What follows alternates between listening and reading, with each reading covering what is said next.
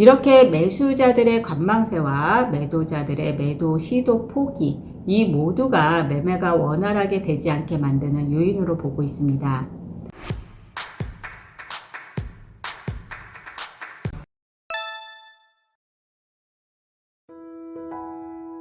안녕하세요. 고객님들이 부동산에 관하여 궁금해하시는 내용 먼저 알려드리는 루원 센트럴 부동산 TV 한명아입니다. 요즘 저희 루원시티에는 22년 1월에 입주하는 루원 SK 리더스뷰 1차 2378세대가 입주를 기다리고 있습니다. 이 입주를 기다리고 계시는 소유자님들 중 전세로 매물을 주신 소유자님들이 전세 손님이 왜 없으실까를 물어보시는 분들과 여기 입주하기 위해서 지금 살고 계시는지 매도하려고 생각 중인 고객님들, 지금 매매가 잘 되고 있는지 궁금해 하십니다. 루원 SK 리더스뷰 1차 분양권 매매 가격이 많이 오르기도 했고 21년 6월부터 분양권 양도세율이 대폭 오르면서 분양권 매도보다는 2년 뒤 미과세로 매도하시려는 분들이 생기면서 실거주자들에게 분양권 매매가 이루어지지 않은 상태로 전세 매물로 나오다 보니 전세 매물이 좀 많이 나와 있는 편인 것 같습니다. 그럼 매매 시장이나 전세 시장이 왜 냉각이 되었을까? 회복되지는 않을까? 이런 것들을 우리가 생각해 볼 수 있는데요. 매매 시장이 지금 현재 매매 가격이 고점이라는 생각으로 매수자들의 관망세로 이어지면서 냉각된 상태에서 전세 시장마저 침체를 벗어나지 못하는 부분을 생각해 볼 때 전세 시장의 냉각은 갱신 청구에 의한 전세 시장 냉각을 꼽을 수 있을 것 같습니다. 지난 6월부터 10월까지 임대차 신고제 도입 이후 5개월 동안 전국 신고제 이후 계약갱신 청구권 사용 비율을 보면 서울 58%, 인천 53%, 부산 56.8% 정도라고 합니다. 이 중 임대료를 5% 이내로 올린 비율은 76.3%라고 합니다. 이를 신고제 도입 전인 작년 계약갱신 청구가 시작된 20년 8월부터 생각해 본다면 도입 초기에는 이 정도 비율이 아니라고 해도 앞으로는 계약갱신 청구 비율이 높아질 거라고 감안한다면 전세 세입자의 절반 이상은 갱신 청구를 했고 그 임차인의 80% 가까이는 5% 이내의 상한으로 살고 계시다는 걸 알 수 있습니다. 이분들이 최초로 전세 시장에 나오기 시작하는 내년 8월 이후에는 이분들이 경험하지 못한 전세가를 지불해야 합니다. 요즘 매매 시장은 물론이고 전세 시장까지 냉각되었다고 난리입니다. 말씀드린 대로 저희 부동산이 있는 루원시티에는 입주장이 시작되는 시기이므로 전세를 생각하시고 계시는 소유자님들이 걱정이 좀 있으실 건데요. 저렴하고 살기 좋은 집을 원하신다면 저희 부동산하고 상담하십시오. 교통 좋고 살기 좋은 촉포마 술세권인 SK 리더스뷰 1차 다양한 매물을 안내해 드리겠습니다. 강남이든 마곡, 홍대, 서울역 모두 1시간 이내에 출퇴근이 가능한 수도권은 아마 루원시티밖에 없을 것으로 보여집니다.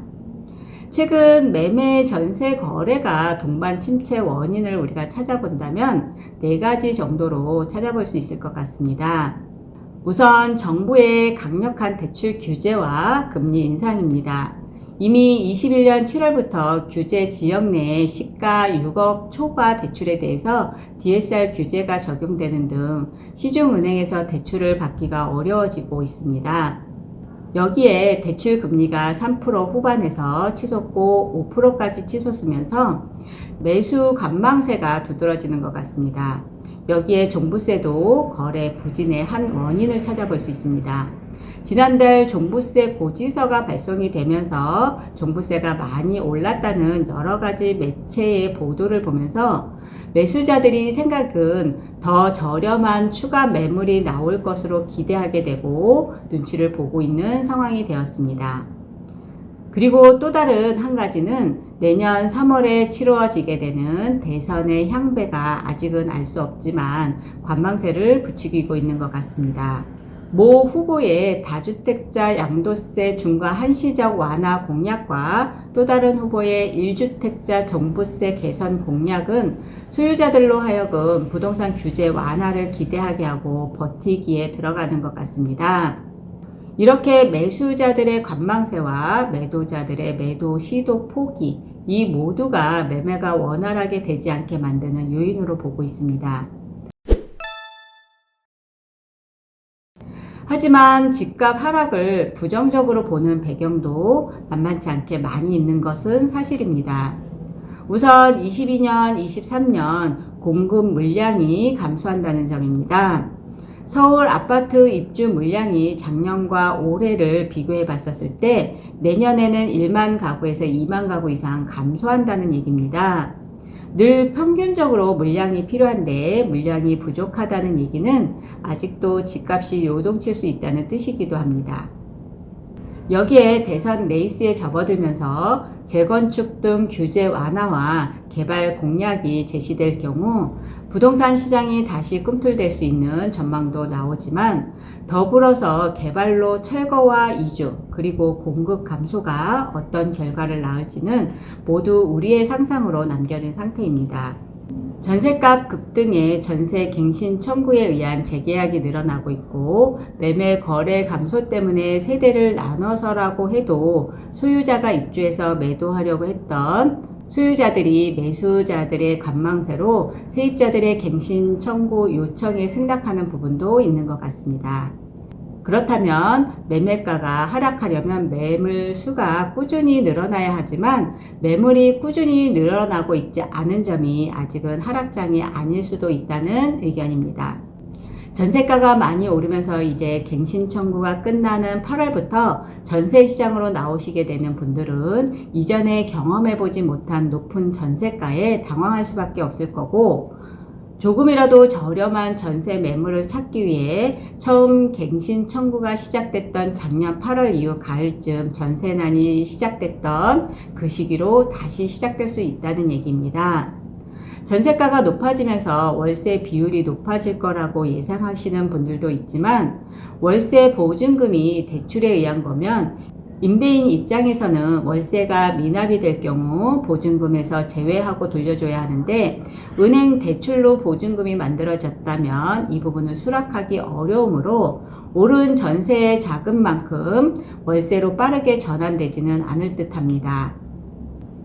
그렇다고 하면 내년 8월 이후 가을쯤에는 말씀드린 대로 저렴한 전세를 찾아서 또 한 번의 전세난이 나오지 않을까 생각합니다.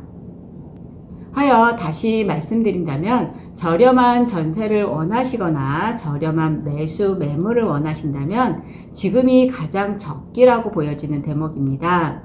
지금 만약 전세 만기가 조금 더 남아서 매수를 할까 생각하고 매수를 기다리고 계시다면 직전 거래 대비 저렴하게 거래가 가능하다고 하면 매수하시는 부분도 빨리 고려해 볼 만하다고 보여지는 부분이기도 합니다. 지금 매수했다가 떨어지면 어쩌나 하는 걱정은 하실 필요가 없습니다. 우리는 어떤 방법으로든지 바닥을 알 수 있는 방법은 없습니다. 장기적으로 봤을 때 부동산 가격은 항상 우상향했습니다. 우리가 살다 보면 내가 산 가격보다는 반드시 다시 오르게 되어 있습니다. 지금이 고점이라고 생각하고 다시 전세 계약을 하신다고 하면 다시 접하게 되는 매수 가격은 2년이나 4년 뒤에 매수 가격을 접하게 됩니다. 그때의 전세 가격은 지금의 매수 가격일 것입니다. 우리가 1주택은 반드시 필요하므로 길게 생각하시고 안정적으로 이사 걱정 없이 사시다 보면 반드시 집값은 오른다는 생각을 가지고 진행하시는 부분이 지금의 부동산을 바라보는 부분이 아닐까 생각합니다. 전세자금 대출, 매매, 전세, 월세, 매물 문의 등 편하게 연락을 주시면 친절하게 상담해 드리도록 하겠습니다. 이상으로 고객님들께서 궁금해하시는 부분 같이 생각해보는 시간을 가지면서 고객님들 입장에서 설명드리는 루어 센트럴 부동산 TV 한명화였습니다. 감사합니다.